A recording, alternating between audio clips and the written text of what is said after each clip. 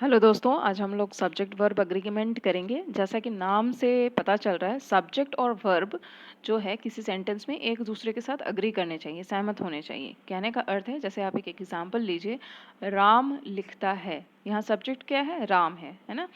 तो राम यहाँ पर सिंगुलर है, लिखता है क्रिया हो गया, उसका वर्ब हो गया। तो यहाँ पर हम लोग राम लिखते हैं नहीं कर रहे हैं, राम के अनुसार ही जो है आपका वर्ब आया है, लिखता है। राम अगर सिंगुलर है तो लिखता है जो वर्ब है वो भी सिंगुलर होगा। ठीक है, तो सब्जेक्ट वर्ब एग्रीमेंट से जुड़े हुए कुछ रूल्स हैं जो कि आपके कॉम्पिटिटिव एग्जाम्स में बहुत पूछे जाते हैं। तो आइए पहले रूल्स देख लेते हैं क्या बोलता है। पहला रूल क्या बोल रहा है कि जब दो सब्जेक्ट को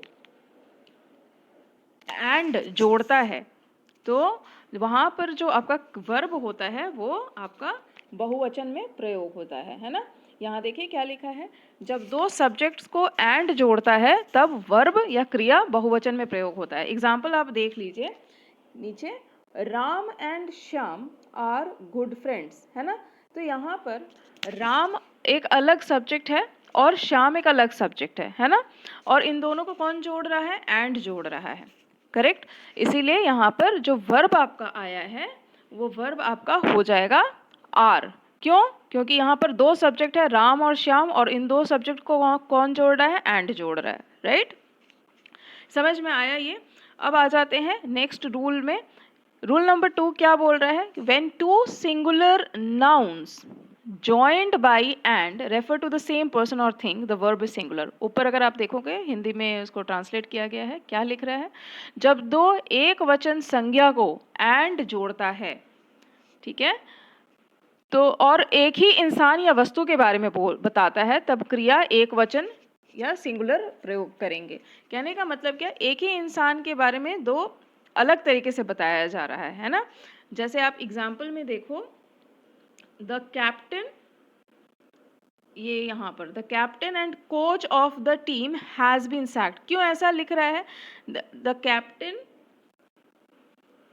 एंड कोच, ये एक ही इंसान है जो कैप्टन भी है और कोच भी है ना। तो एक ही इंसान को रेफर किया जा रहा है, captain as well as coach. इसीलिए यहाँ पर जो आपका वर्ब यूज हुआ है वो आपका सिंगुलर वर्ब यूज हुआ है। ठीक है, यहाँ पर नोट करने वाली बात यह है कि यहाँ दो संज्ञा है, कैप्टन और कोच, जो एक ही इंसान के बारे में, जैसा कि मैंने अभी आपको बताया है ना। तो जब एक ही इंसान के बारे में दो बार लिखा जा रहा है, दो बार रेफर किया जा रहा है, तो उसका क्रिया हमेशा सिंगुलर होगा। ठीक है, अच्छा नीचे आप देखिए जो स्टार मार्क है, जब दो अलग लोग या वस्तु, जब दो अलग लोग या वस्तु के बारे में लिखते हैं तब द का प्रयोग दो बार होता है। कहने का मतलब क्या? In case there are two individuals, दो अलग अलग लोगों के बारे में बोल रहे हैं। ऊपर में हम लोग क्या बोल रहे थे कि एक ही इंसान के बारे में, द कैप्टन और कोच एक ही इंसान है, लेकिन जब दो अलग इंसान हैं तो वहां पर द दो बार यूज होगा। आप देखो नीचे एग्जाम्पल में क्या बोल रहा है, द कैप्टन, एकदम नीचे आप देखो क्या लिखा हुआ है, एक minute, the captain and the coach of the team have been sacked. अगर आप नीचे में देखोगे, सबसे नीचे में the captain and the coach, कहने का मतलब कैप्टन अलग है और कोच अलग है, इसीलिए यहाँ पर जो आपका वर्ब आया है वो हैव लिखा है। ठीक है, हैव बीन सैक्ड। ये याद रखिएगा, जब दो अलग इंसानों के बारे में बताया जाता है, रेफर किया जाता है, तो द दो बार आता है। ठीक है, और वहाँ पर जो वर्ब आएगा वो आपका क्या होगा? प्लूरल होगा, करेक्ट। नेक्स्ट अब आ जाते हैं तीसरा नंबर पे, रूल नंबर 3। रूल नंबर 3 क्या बोल रहा है? Indefinite pronounce. इनडेफिनिट प्रोनाउंस क्या होते हैं? अनिश्चित सर्वनाम। जैसे किसी खास इंसान को या पॉइंट ये रेफर या पॉइंट नहीं करते हम लोग, इंसान या वस्तु, जैसे everyone, each one, someone, somebody. ठीक है, तो ये किसी के भी बारे में बोला जा रहा है ना, इसलिए इसका नाम अनिश्चित प्रोनाउन कहा गया है, इसको बोला गया है। ठीक है, तो ऐसे जब वर्ड्स अनिश्चित प्रोनाउंस यूज होते हैं ना किसी सेंटेंस में, तो वहाँ पर हम क्या करते हैं कि इन सबको एक वचन के तौर पर लेते हैं। ठीक है, एग्जाम्पल देख लीजिए, एवरीवन इज सेल्फिश। यहाँ पर देखिए एवरीवन है, आपका इंडेफिनिट प्रोनाउन है, इसलिए यहाँ पर किया जो आपका ये वर्ब है, जो क्रिया है वो आपका सिंगुलर आया है, ठीक है, क्योंकि नियम ही बोल रहा है कि जहाँ पर भी अनिश्चित सर्वनाम यूज होगा वहाँ पर क्रिया आपकी सिंगुलर होगी, ठीक है। अब आ जाइए 4 नंबर पे। 4 नंबर पे क्या बोल रहा है, जब परिणाम वाले शब्द, जैसे परिमाण वाले, परिमाण माने क्वांटिटी, तो जैसे परिमाण वाले शब्द कैसे हो सकते हैं, ऑल, सम, फ्यू। ऑल माने पूरा, सम माने कुछ, फ्यू माने भी कुछ, किसी वाक्य में यूज होते हैं तब वर्ब निकटतम परिमाण वाले संज्ञा के अनुसार होता है। कहने का मतलब क्या कि जब भी हम ऐसे ऑल, सम, फ्यू वाले शब्द किसी सेंटेंस में यूज करते हैं ना, जैसे आप एग्जांपल देख लो यहाँ पर, सम, एक मिनट जी, some of the banana cake, है ना, तो यहाँ पर क्या बोल रहा है कि some of the banana cake, cake है यहाँ पर, केक्स तो नहीं है, ठीक है ना, तो इसलिए आपका यहाँ पर जो आपका सिंगुलर वर्ब यूज हुआ है, जो वर्ब यूज हुआ है वो सिंगुलर होगा। क्यों? क्योंकि निकटतम जो शब्द है, सम ऑफ, सम तो दिया है लेकिन यहाँ पर आप नाउन देखो, बनाना केक है, केक्स नहीं है, है ना, तो वो हम लोग निकटतम वाले संज्ञा जो नाउन रहेगा उसके अनुसार आपका वर्ब लगेगा।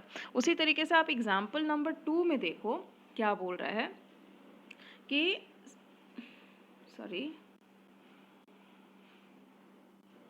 सम of the muffins, some of the muffins, यहाँ पर क्या है, मफिन्स है, मफिन्स माइंडेड प्लूरल है, ठीक है, इसीलिए जो इसका निकटतम क्रिया है वो आपका प्लूरल में आया है, वेयर, वॉज नहीं यूज होकर के वेयर में इसमें लिखा गया है, ठीक है। तो इसका निकटतम नाउन मफिन्स है, सम ऑफ द मफिन्स, मफिन्स आपका प्लूरल आता है, इसलिए यहाँ पर जो वर्ब यूज हुआ है वो वेयर यूज हुआ है, ना कि वॉज, ठीक है। तो some of the muffins were very hard, ये बहुत ही इम्पोर्टेंट है और ये बहुत कई बार दिया भी गया है एग्जाम में, ठीक है।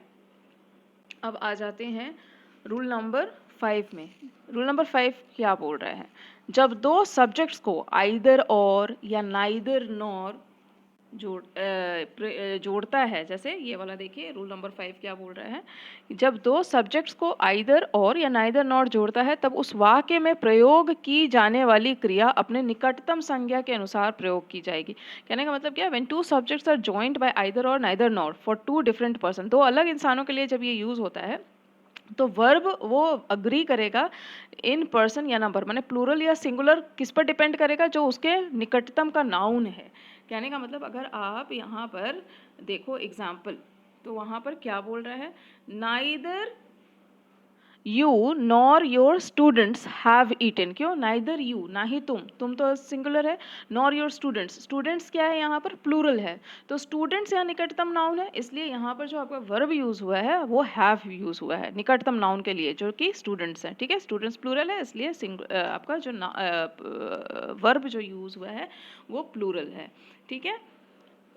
अगर इसको हम लोग उल्टा कर देते, जैसे मान लीजिए neither your students nor she, you के जगह पर शी कर देते, तो वो आपका हैज हो जाता, हैव की जगह पर हैज हो जाता, क्यों, क्योंकि निकटतम जो आपका नाउन है वो शी है, इसलिए शी के अनुसार आपका जो वर्ब होगा वो यूज होगा। तो वर्ब निकटतम आपका नाउन सिंगुलर है तो वर्ब भी सिंगुलर होगा। तो neither your students nor, neither the students nor she has eaten anything. Clear? अब आ जाते हैं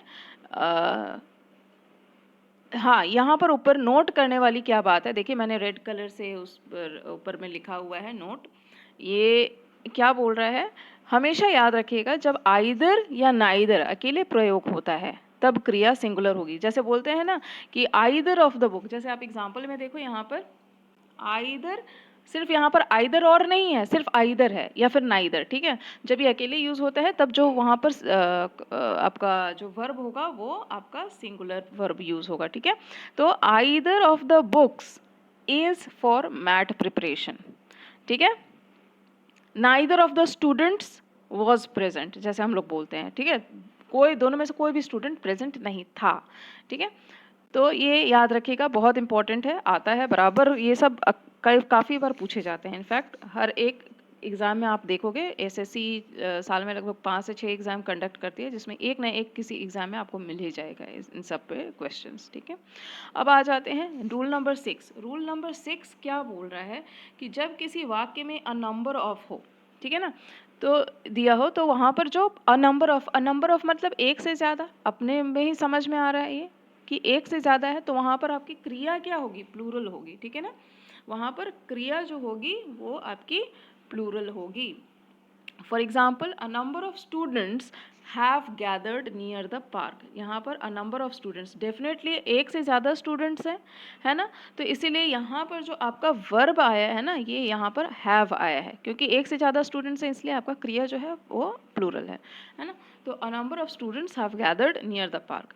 अच्छा, रूल नंबर 6 आप देखो क्या बोल रहा है कि व्हेन अ सेंटेंस हैज़, जब ये सेंटेंस में अ नंबर ऑफ कुछ लिखा रहता है अच्छा ये तो उसका रिपीटेशन है शायद, रूल नंबर 6, हाँ हाँ जी ये रिपीटेशन है। नेक्स्ट पे चलते हैं, रूल नंबर 7। समूहवाचक संज्ञा को हमेशा सिंगुलर लेते हैं, जैसे a bunch of, heard, bunch हो गया, हर्ड हो गया, कैटल हो गया, इन सब को हम लोग हमेशा एक यूनिट, इकाई लेते हैं, कहने का मतलब सिंगल के रूप में यूज़ करते हैं।